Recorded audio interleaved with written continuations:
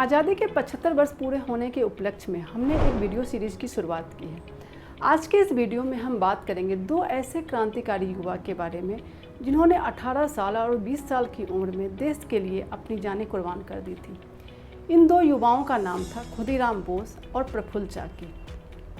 आज के इस वीडियो में हम बात करेंगे खुदीराम बोस और प्रफुल्ल चाकी के साथ साथ उस राजनीतिक परिदृश्य के बारे में जिसके कारण इनके जैसे युवा अपने हाथों से किताब और कलम को छोड़कर हथियार उठाने के लिए प्रेरित हो गए थे।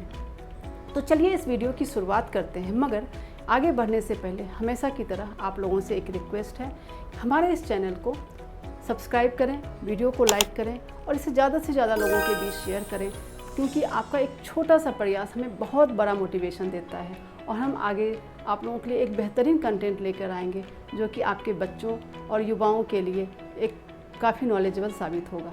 तो चलिए आगे बढ़ते हैं और सबसे पहले हम बात करते हैं उस राजनीतिक परिदृश्य के बारे में जो कि 1857 के बाद एक अलग भारत का निर्माण कर रहा था। 1857 में चर्बी वाले कारतूस ने ब्रिटिश ईस्ट इंडिया कंपनी के खिलाफ जो एक माहौल बनाया था, वही माहौल 1905 में बंगाल विभाजन के कारण ब्रिटिश सरकार के खिलाफ बना था। हालांकि 1857 के विद्रोह के बाद बहुत सारे जो क्रांतिकारी थे, जो बहुत सारे जिन लोगों ने भी पार्टिसिपेट किया था इस मूवमेंट में, हजारों की संख्या में उनको मौत के घाट उतार दिया गया था। और शायद यही वजह थी कि अगले कई दशकों तक भारत में कोई ब्रिटिश सरकार के खिलाफ कोई भी बड़ा जन आंदोलन खड़ा नहीं हो पाया था। लेकिन इसी 1857 के विद्रोह के कारण एक बहुत बड़ा राजनीतिक परिवर्तन होता है और यह परिवर्तन होता है कि भारत की जो राजनीतिक सत्ता थी, भारत का जो शासन व्यवस्था थी, वह सीधे ब्रिटिश संसद के हाथों में चला जाता है, क्योंकि 1857 से पहले यहाँ की जो शासन व्यवस्था थी वह ब्रिटिश ईस्ट इंडिया के अधिकारियों के हाथों में थी, मगर अब यह ब्रिटिश सरकार के अंदर चली जाती है। और इस प्रशासनिक परिवर्तन के कारण ब्रिटिश सरकार को भारत में बड़े पैमाने पर ऐसे कुशल कर्मचारियों की ज़रूरत थी जो कि उनके रोज़मर्रा की प्रशासनिक ज़रूरतों को पूरा कर पाए।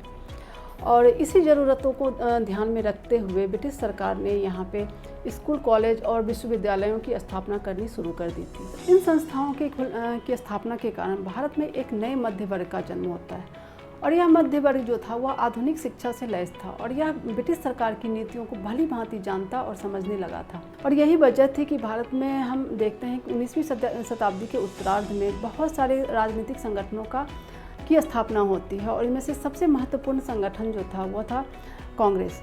भारतीय राष्ट्रीय कांग्रेस की स्थापना 1885 में होती है। हालांकि भारतीय राष्ट्रीय कांग्रेस अपने स्थापना के शुरुआती वर्षों में राजनीतिक रूप से बहुत ज़्यादा सक्रिय नहीं थी, बल्कि कुछ पढ़े लिखे जो बुर्जुआ वर्ग थे उनकी गतिविधियों का एक केंद्र था। लेकिन आगे चलकर हम देखते हैं कि यही कांग्रेस भारत के जनमानस से जुड़ता है और यह भारत में बहुत बड़े बड़े राजनीतिक आंदोलन को पैदा करते हैं और जिसकी वजह से भारत को आज़ादी मिलती है।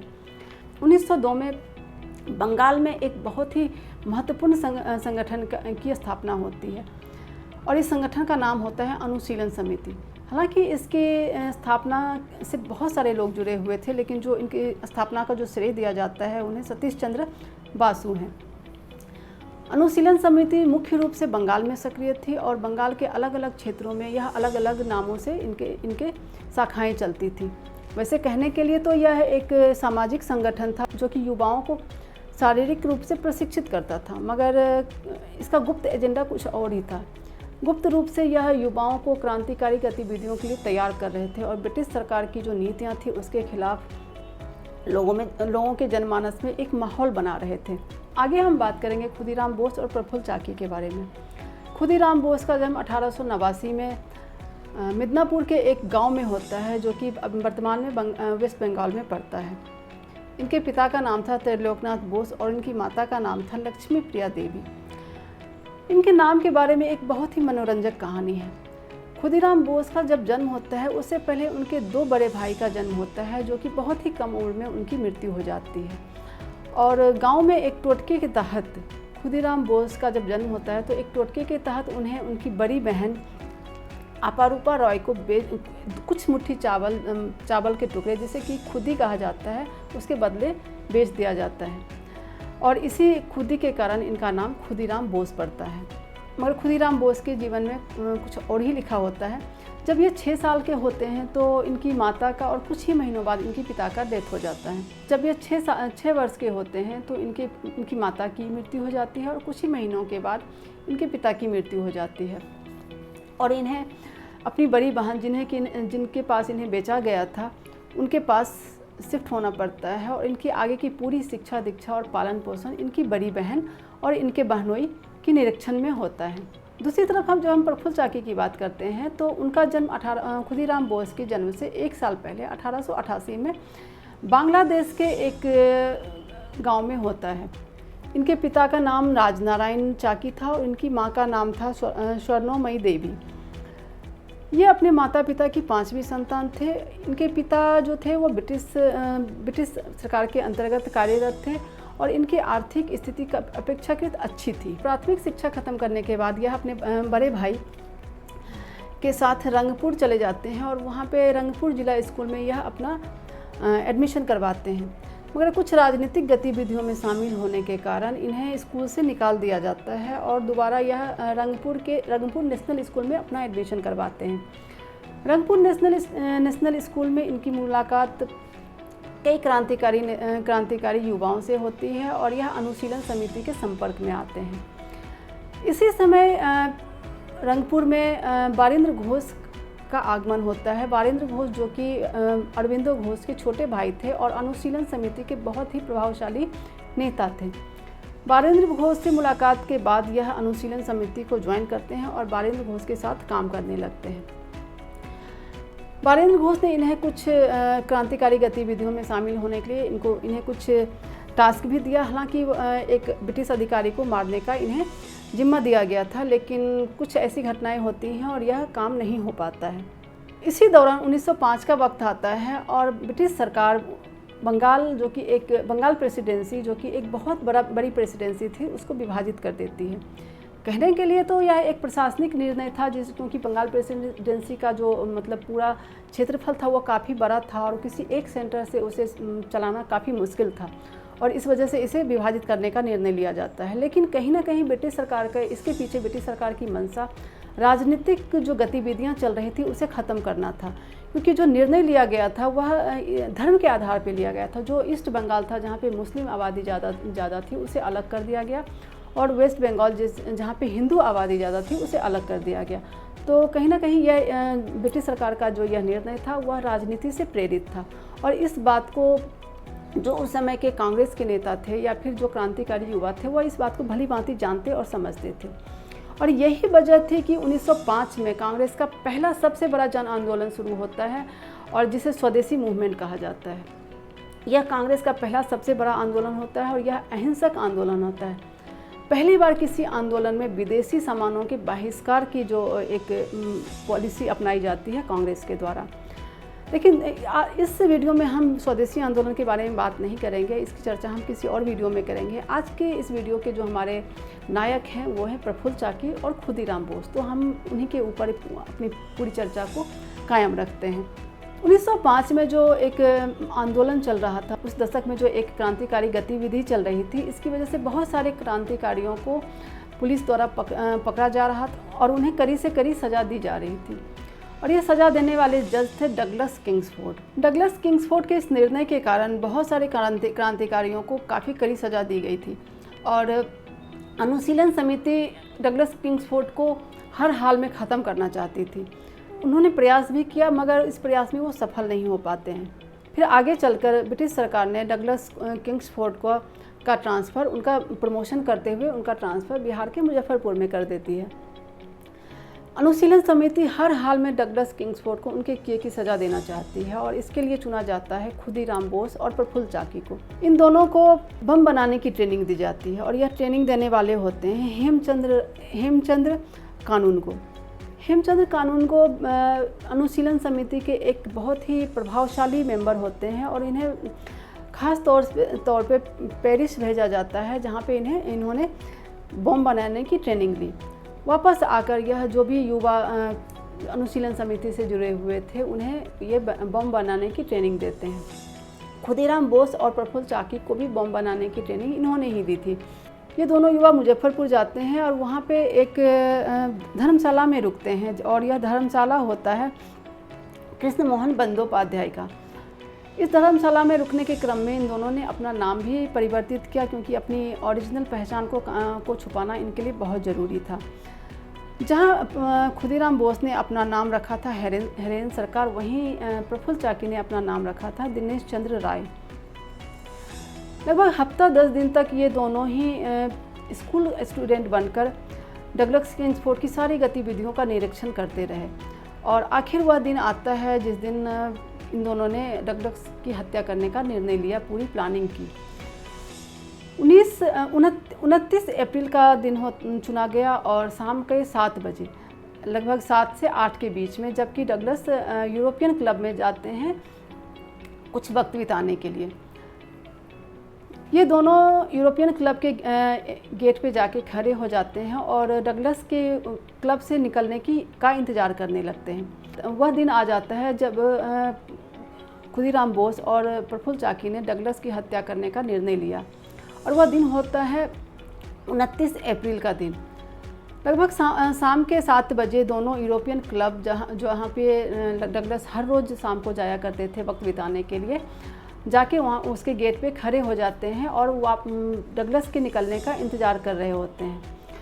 उस दिन डगलस और उनकी पत्नी पिंगले कैनेडी, जो कि एक अन्य ब्रिटिश बैरिस्टर थे, उनकी बेटी और उनकी पत्नी के साथ ब्रिज का गेम खेल रहे होते हैं। गेम ख़त्म होता है और ये दोनों ही परिवार अपनी अपनी बग्गी में सवार होकर निकलने लगते हैं। संजोग ऐसा था कि दोनों की ही बग्गी का जो देखने में जो उनका डिज़ाइन था वो बिल्कुल एक जैसा था, और आगे जो बग्गी निकलती है उसमें पिंगले की बेटी और उनकी पत्नी बैठी होती हैं, और पीछे की बग्गी में डगलस और उनकी पत्नी होती हैं। पिंगले की किस्मत शायद बहुत ख़राब थी और डगलस की किस्मत बहुत अच्छी थी, क्योंकि जैसे ही बग्गी निकलती है खुदीराम बोस और प्रफुल्ल चाकी उसके ऊपर बॉम्ब फेंकते हैं और अपनी अपनी दिशा में दोनों अलग होकर भाग निकलते हैं। डगलस की पत्नी और उनकी बेटी इस हमले में मारी जाती हैं। इस हमले के कारण ब्रिटिश सरकार ने पूरे इलाके में रेड अलर्ट जारी कर दिया, और यह निर्देश हर पुलिस स्टेशन में यह निर्देश दे दिया गया कि इस तरीके से 2 युवा हैं जिन्होंने ब्रिटिश अधिकारी की पत्नी की हत्या किया है और उन्हें हर हाल में पकड़ना है। खुदीराम बोस और प्रफुल्ल चाकी अपने अपने रास्ते चल पड़ते हैं, और पूरी रात चलने के बाद समस्तीपुर के पास एक जगह होती है पूसा, वहाँ खुदीराम बोस पहुँचते हैं। पूरी रात चलने के कारण उनका पूरा जो शरीर था वो धूल में लथपथ होता है और वो काफ़ी थके हारे से होते हैं। वो एक चाय की दुकान पे बैठते हैं और चाय वाले से पानी मांगते हैं। वहीं पे 2 पुलिस अधिकारी बैठे होते हैं जिनका नाम होता है फतेह सिंह और शिव प्रसाद। इन दोनों सिपाहियों की नज़र खुदीराम बोस पे पड़ती है और उन्हें शक हो जाता है, क्योंकि हर एक पुलिस स्टेशन को यह खबर मिल चुकी होती है कि इस तरीके से 2 युवा भागा है जिसे पकड़ना है। तो वो खुदीराम बोस से बातचीत करने लगते हैं, और इसी बातचीत के क्रम में उनका जो शक था वह पुख्ता हो जाता है और वह खुदीराम बोस को पकड़ने का प्रयास करते हैं। इस प्रयास के कारण खुदीराम बोस वहाँ से भागने की कोशिश करते हैं, तब उनका शक जो है वह यकीन में बदल जाता है, और उन दोनों ने बड़ी ही मजबूती से खुदीराम को पकड़ा और उन्हें गिरफ्तार कर लिया। वहाँ पे उनकी मुलाकात त्रिगुचरण घोष नाम के एक रेलवे के अधिकारी से होती है। मिस्टर घोष को शक हो जाता है कि कहीं ना कहीं यह युवक कहीं वही तो नहीं है जिसने मुजफ्फरपुर में एक ब्रिटिश अधिकारी के ऊपर हमला किया है। बातचीत के बाद उन्हें पता चलता है और वह प्रफुल्ल चाकी को आश्वासन देते हैं कि वह उनकी मदद करना चाहते हैं, क्योंकि वह अपने देश के लिए कुछ करना चाहते हैं। और उन्होंने प्रफुल्ल चाकी को वो अपने घर लेके जाते हैं, उन्हें खाना खिलाते हैं और उन्हें नए साफ़ सुथरे कपड़े देते हैं, और उनके लिए एक टिकट बुक करते हैं ताकि वह हावड़ा वापस जा सकें। प्रफुल्ल चाकी जिस बॉगी में बैठे होते हैं उसी बॉगी में एक पुलिस इंस्पेक्टर भी बैठे होते हैं जिनका नाम होता है नंदलाल बनर्जी। नंदलाल बनर्जी और प्रफुल्ल चाकी की आपस में बातचीत शुरू होती है, और बनर्जी को प्रफुल्ल चाकी के ऊपर शक हो जाता है, और फिर शक हो जाता है। फिर वो उनको बातों में उलझाते हुए मोकामा स्टेशन पे वो दोनों उतरते हैं और बनर्जी उन्हें गिरफ्तार करने की कोशिश करते हैं। प्रफुल्ल चाकी उनसे बचने के लिए वहाँ से भागने का प्रयास करते हैं, मगर वो पकड़े जाते हैं क्योंकि वहाँ पे पूरी पुलिस की पूरी फौज खड़ी थी और वो पकड़े जाते हैं। लेकिन प्रफुल्ल चाकी किसी भी कीमत पर ब्रिटिश सरकार के हाथ नहीं आना चाहते थे और उन्होंने उनके पास जो एक बंदूक पड़ी हुई थी वो निकालते हैं और ख़ुद को गोली मार लेते हैं। तो इस प्रकार प्रफुल्ल चाकी का वहीं पे अंत हो जाता है। वो ब्रिटिश सरकार की गिरफ्तारी से बच जाते हैं, लेकिन दूसरी तरफ खुदीराम बोस इस गिरफ्तारी से नहीं बच पाते हैं और उन पर मुकदमा चलता है। प्रफुल्ल चाकी की मौत के बाद उन्हें खुदीराम बोस के पास पहचान के लिए ले जाया जाता है कि कहीं ये वही युवा तो नहीं है जिन्होंने उनके साथ मिलकर यह सारा कांड किया है। प्रफुल्ल चाकी को खुदीराम बोस पहचानते हैं, मगर फिर भी ब्रिटिश सरकार को उन पर भरोसा नहीं होता और ब्रिटिश सरकार उनके सर को उनके धड़ से अलग करके उसे कलकत्ता भेजता है और उनकी पहचान करवाई जाती है कि वह वही क्रांतिकारी है जिन्होंने डगलस के ऊपर आक्रमण करने का प्रयास किया। उनके सिर को पूरे कलकत्ता में घुमाया जाता है और इस तरीके से एक क्रांतिकारियों के बीच एक भय का माहौल बनाने का प्रयास किया जाता है ताकि आगे कोई भी युवा इस तरह की गतिविधि में शामिल होने की हिम्मत ना कर पाए। दूसरी तरफ खुदीराम बोस के ऊपर कोर्ट केस शुरू होता है और इनके बचाव में बहुत सारे करीब 3-4 बड़े बड़े वकील इनके बचाव में आते हैं, मगर कई बार तो ऐसा लगता है कि खुदीराम बोस को बचा लिया जाएगा, इस कानूनी प्रक्रिया से उन्हें बचा लिया जाएगा, मगर ऐसा हो नहीं पाता है और खुदीराम बोस को मौत की सज़ा दी जाती है। जब मजिस्ट्रेट उन्हें मौत की सज़ा देती है तो खुदीराम बोस मुस्कुराते हुए जज की तरफ देखते हैं। तो जज बोलता है कि आपको कुछ कहना है क्या? तो वो जज से कहते हैं कि अगर आप मुझे वक्त दें तो मैं आपको ये बता सकता हूँ कि बम कैसे बनाया जाता है। जज को डर लगता है कि कहीं खुदीराम बोस, जो कि वहाँ पे क्योंकि पूरे कोर्ट परिसर में बहुत बड़ी संख्या में भीड़ इकट्ठा हो गई थी उस युवा को देखने के लिए जिसने 18 साल की उम्र में, जो कि युवा खेलने और खाने की उम्र होती है, ऐसे ही उम्र में एक युवा एक ब्रिटिश अधिकारी के ऊपर हमला करता है और उनको मौत के घाट उतारता है। तो इस जज्बे को सलाम करने के लिए कोर्ट परिसर में बहुत बड़ी एक हज़ारों की संख्या में भीड़ इकट्ठा होती है और जज इस भीड़ के सामने नहीं चाहता कि खुदीराम बोस कुछ ऐसी बातें बोले जो कि उनके खिलाफ जा सकता था। फिर मजिस्ट्रेट ने पुलिस को यह आदेश दिया कि इस युवा को यहाँ से ले जाया जाए। खुदीराम बोस के इस सज़ा के खिलाफ हाई कोर्ट में अपील की एक निर्णय जजों के द्वारा, जो उनके वकील थे, उनके द्वारा लिया जाता है, मगर खुदीराम बोस यह नहीं चाहते हैं कि उनके इस सज़ा के खिलाफ कोई भी अपील की जाए, क्योंकि उनका यह मानना था कि उनके जीवन का जो एक मकसद था, जिस मकसद से उन्होंने डगलस के ऊपर आक्रमण किया था, वो मकसद पूरा हो गया। और यही क्योंकि प्रफुल्ल चाकी के जो वहाँ कलकत्ता में जब प्रफुल्ल चाकी का अंतिम संस्कार किया गया तो वहाँ पे लाखों की भीड़ इकट्ठा हो गई थी। जब खुदीराम बोस के खिलाफ कोर्ट में हियरिंग चल रही थी तो हज़ारों की भीड़ कोर्ट परिसर में इकट्ठा हो रही थी। तो एक पूरा माहौल, पूरे देश में एक माहौल बन गया था इस युवा के सपोर्ट में और ब्रिटिश सरकार के खिलाफ में। तो खुदीराम बोस को ये लगता था कि उनके जीवन का जो मकसद था, उनके इस पूरे जो उन्होंने किया, उसका जो एक मकसद था वो पूर्ण हो गया और वह खुशी खुशी अपने इस सज़ा को भुगतना चाहते थे। लेकिन वकीलों के बहुत समझाने बुझाने के बाद वह अपील करने को तैयार होते हैं और कलकत्ता हाई कोर्ट में उनकी सज़ा के खिलाफ अपील की जाती है और वहाँ पे उनका केस लड़ते हैं नंद कुमार बासु, जो कि कलकत्ता के बहुत बड़े वकील होते हैं। हालांकि कलकत्ता हाई कोर्ट में भी खुदीराम बोस अपना केस हार जाते हैं और उनकी सज़ा को कायम रखा जाता है और 11 अगस्त 1908 को उन्हें मौत की सज़ा यानी कि फांसी पे चढ़ा दिया जाता है। तो इस प्रकार से खुदीराम बोस और प्रफुल्ल चाकी के जीवन का अंत हो जाता है। उन्होंने बहुत ही कम उम्र में इस देश के लिए अपनी जीवन को कुर्बान कर दिया। उनका भले ही वो उस वक्त अपने जो उनका एक मकसद था ब्रिटिश को बाहर निकालने का, वह उसमें सफल नहीं हो पाते हैं, लेकिन उनकी मौत ने पूरे देश में एक क्रांति की लहर पैदा कर दी और उनके जब खुदीराम बोस को मौत की सज़ा दी गई तो बाल गंगाधर तिलक ने अपनी पत्रिका केसरी में एक लेख लिखा, जिसमें उन्होंने खुदीराम बोस के जो भी उनके कदम थे उसको जस्टिफाई किया और ब्रिटिश सरकार को आगाह किया। उनके इस लेख के कारण ब्रिटिश सरकार उनके ऊपर राजद्रोह का मुकदमा करती है और इस मुकदमे में तिलक का जो डिफेंस लॉयर होते हैं वो होते हैं मोहम्मद अली जिन्ना। वही मोहम्मद अली जिन्ना जो आगे चलकर भारत की विभाजन का सबसे बड़े कारण बनते हैं। तो इस प्रकार हम देखते हैं कि खुदीराम बोस और प्रफुल्ल चाकी की शहादत ने पूरे देश में क्रांति की एक लौ पैदा की और आगे चलकर पूरे देश में एक स्वतंत्रता आंदोलन का जन्म हुआ, जो कि गांधी के 1915 में गांधी के आगमन के बाद अपनी चरम सीमा पे पहुंच गया था। तो आज के इस वीडियो को हम यहीं ख़त्म करते हैं।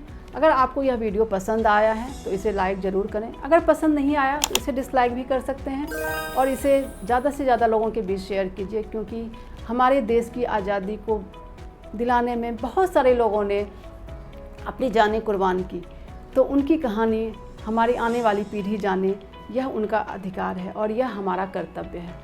तो चलिए इस वीडियो को यहीं ख़त्म करते हैं। अगले वीडियो में एक नई कहानी के साथ, एक नए नायक के जीवन के साथ फिर से आप लोगों के सामने उपस्थित होंगे। तब तक के लिए धन्यवाद।